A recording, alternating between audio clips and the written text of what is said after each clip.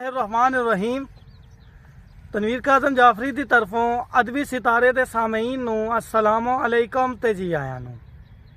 अज की छोटी जी तो मुख्तसर जी तुहाडे वास्ते असी जिहड़ी वीडियो बना रहे हैं ये तुहाडे वास्ते सिर्फ दो कतात असी लैके आए हैं। इन्हां दो कतात की बहुत ज़्यादा फरमाइश हुई। ये यूनिवर्सिटी लाइफ यानी कि जिहड़ी भी तुसी कर रहे हो जिंदगी गुजारते हैं किसी भी डिग्री दे विच 2 साल 4 साल का सिर्फ सफ़र होंदा है। ਇਹਦੇ ਵਿੱਚ इंसान बहुत सारे ख्वाब ਜਿਹੜਾ ਉਹ ਅੱਖਾਂ ਤੇ ਪਰੋ ਲੈਂਦਾ ਹੈ, लेकिन ਜਦੋਂ ख्वाब ਟੁੱਟਦੇ ਨੇ फिर इंसान ਜਿਹੜਾ दुखी हो जाता है। तो इस वास्ते मैं ਤੁਹਾਨੂੰ आखांगा इस किताब के जरिए ਤੁਹਾਨੂੰ पैगाम देवांगा कि 2 साल जिंदगी ਨੂੰ सिर्फ इंजॉय करना है, दिल ते नहीं लेना। खास तौर पर यूनिवर्सिटी लाइफ के ਜਿਹੜੇ ਸਾਡੇ दोस्त ने ਜਿਹੜੇ यूनिवर्सिटी पढ़ रहे जिन्हें फरमाइश की थी उन्होंने वास्ते कहता है कि बस 1-2 बरस की कहानी है दोस्तों। वाह, बस 1-2 बरस की कहानी है दोस्तों, पढ़ने का दौर दौरे जवानी है दोस्तों।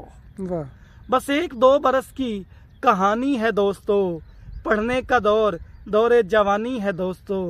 हाथों में हाथ डाल के चलते थे हम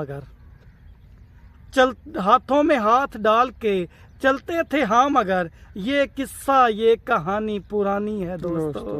बस 1-2 बरस की कहानी है दोस्तों, पढ़ने का दौर दौरे जवानी है दोस्तों।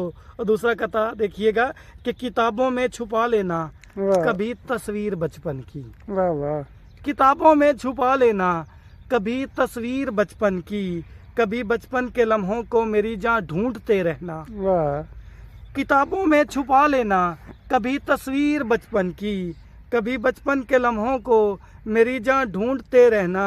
कभी घर से पका लाना पकोड़े मेरे खाने को, कभी कुछ सोचते रहना कभी कुछ सोचते रहना, कभी कुछ सोचते रहना कभी कुछ सोचते रहना। और दोबारा सुनिएगा कि बस 1-2 बरस की कहानी है दोस्तों, पढ़ने का दौर दौरे जवानी है दोस्तों।